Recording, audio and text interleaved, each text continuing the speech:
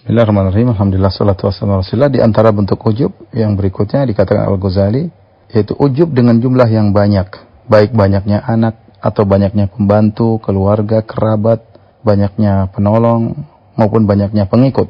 Sebagaimana dikatakan oleh orang kafir, nahnu aktsaru amwalan wa aulada.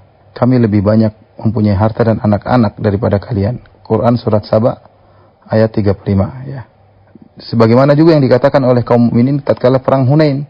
Salah seorang dari pasukan perang Hunain berkata, "Lan nuglabal yauma min qillah." Kita tidak akan kalah karena faktor jumlah, karena jumlah kita banyak. Demikian penjelasan Al-Ghazali. Di sini, ikhwan akhwat yang dirahmati Allah Subhanahu wa taala, di antara hal yang menyebabkan ujub adalah ujub dengan jumlah yang banyak. Ini kebiasaan orang kafir ya. Bangga punya anak banyak. Oh, anak saya banyak, jadi ujub. Atau harta saya banyak, jadi apa? Jadi ujub. Ya, hati-hati. Ya.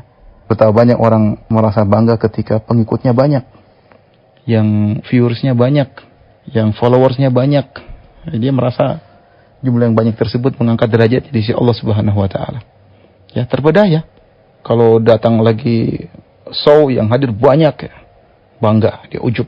Lihat pengikut saya banyak, bangga. Punya organisasi, jamaahnya banyak, lihat kami organisasi jamaahnya banyak. Banyak itu emang mengangkat derajatmu ya.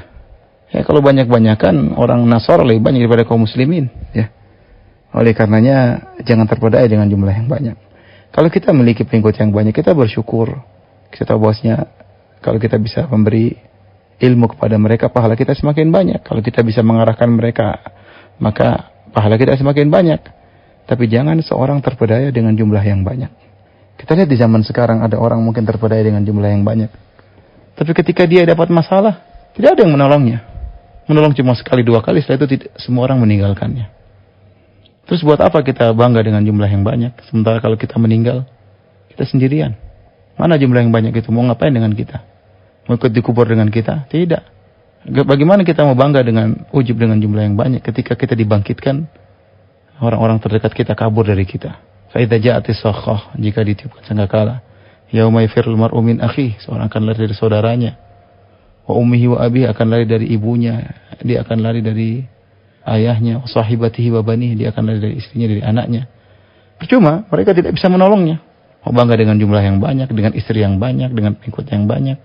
Oleh karena seorang sadar akan hal ini bahwasanya jumlah yang banyak tidak menunjukkan dia apa-apa. Bukankah Nabi SAW bercerita tentang para nabi, wan nabi wa laisa ma'ahu ahad, wan nabi wa ma'ahu rajul wa rajulani. Ada nabi yang pengikutnya cuma satu orang, ada nabi yang pengikutnya cuma dua orang, ada nabi yang tidak punya pengikut sama sekali. Nah, sebagian orang terpedaya, magrur, ketika followersnya banyak, pengikutnya banyak, anggota ormasnya banyak, dia lupa diri. Mentang-mentang, sombong, angkuh, ngomong seenaknya, berbuat lalim kepada orang lain.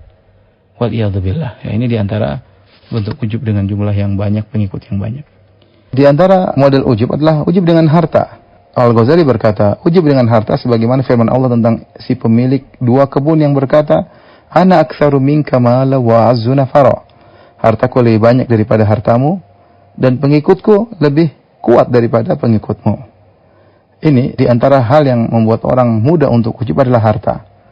Karena apalagi di zaman sekarang kita harus akui bahwasanya menjadi barometer masyarakat untuk menilai seseorang, menghormati seseorang dengan harta. Percuma ada orang mungkin ilmunya banyak atau ya mungkin soleh tapi hartanya nggak ada. Masyarakat memandang dengan pandangan miring ya. Tapi coba seorang mungkin dia tukang maksiat tapi kalau dia kaya raya, begitu jalan yang pengawalnya banyak ya. Kalau dia main sepeda saja yang ngawalnya banyak. Kalau dia lari pagi yang ngawal banyak. Kalau dia kemana-mana jalan dibuka, ya, kaya raya. Kalau pergi kemana-mana bawa pengawal. Dan ini sangat mudah membuat orang ujub. Ya. Karena saya katakan tadi, dibantu dengan kondisi masyarakat. Yang secara umum masyarakat menilai seorang dengan harta. Kalau melihat tahu orang itu kaya, pasti dihormati. Itu sudah biasa. Nah, orang yang memiliki harta, dia terbawa dengan kondisi ini begitu, akhirnya dia mudah sombong, mudah angkuh, mudah ujub. Maka seorang kalau diberi harta oleh Allah, dia ingat-ingat harta tersebut bukan dikasih begitu saja, tidak ada pertanggungjawabannya. Tsumma latus'alunna yauma idzin 'anil na'im. kemudian kalian benar-benar akan ditanya oleh Allah atas nikmat yang Allah berikan kepada kalian, di antaranya harta. Dan Nabi telah berkata, lan tazula qadama 'abdin hatta yus'ala an arba'. Tidak akan bergeser dua kaki seorang anak Adam sampai ditanya 4 perkara, di antaranya an malihi, ditanya tentang hartanya. Min aina iktasabahu wa fima anfaqa, dari mana dia dapatkan dan kemana dia habiskan. Ya, maka seorang di harta jangan sombong dengan hartanya, jangan ujub dengan hartanya sebagaimana Qarun ujub dengan hartanya. Kita dapati sebagian orang, kata orang istilahnya baru jadi orang kaya. Pamer sana, pamer sini, baru jadi orang kaya. Orang sudah kaya, sudah lama kaya justru terkadang sudah tidak ujub lagi mungkin ya. Tapi intinya seorang waspada, baru punya barang baru, pamer sana pamer sini, ujub dengan barang tersebut, dan ini membuat dia terhina di hadapan Allah Subhanahu wa taala. Ingatlah, yang Allah nilai bukan barangmu, bukan emasmu, bukan kekayaanmu, yang Allah nilai adalah hatimu. Wallahu ta'ala.